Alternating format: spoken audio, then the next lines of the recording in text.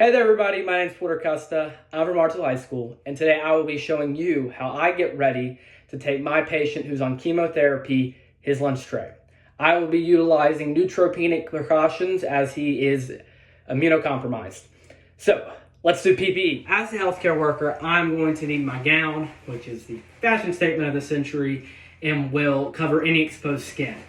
Next, I will need my gloves, which will cover my hands, and my mask, which will filter out my airways being my mouth and my nose. My patient will not need any PPE as he is going to be staying in his room the entire time. So let's get started. Let's put on my gown.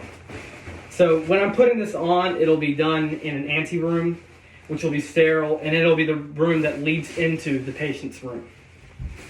Many of you that's had a family member who's had cancer and has been treated with chemotherapy probably know that chemotherapy is not a disease, it's a treatment, unlike many of the diseases you put on PPE for. So you may be wondering why. Chemotherapy, while it kills a lot of the malignant cancer cells, also kills a lot of your white blood cells, which are responsible for fighting infection. As such, patients on chemotherapy are typically immunocompromised, meaning that if they were to get a disease, their body would have no way of fighting the infection, and it would be dire for them, life or death. Like a cold for us, nowhere near as bad. Cold for them, horrible. They can't fight it. Next, I'm going to put on my gloves. You're going to make sure that your sleeves are pulled up, so when you put on your gloves, no skin's exposed. Next, I'm going to talk about some of the precautions I'll be using other than my PPE while treating this patient.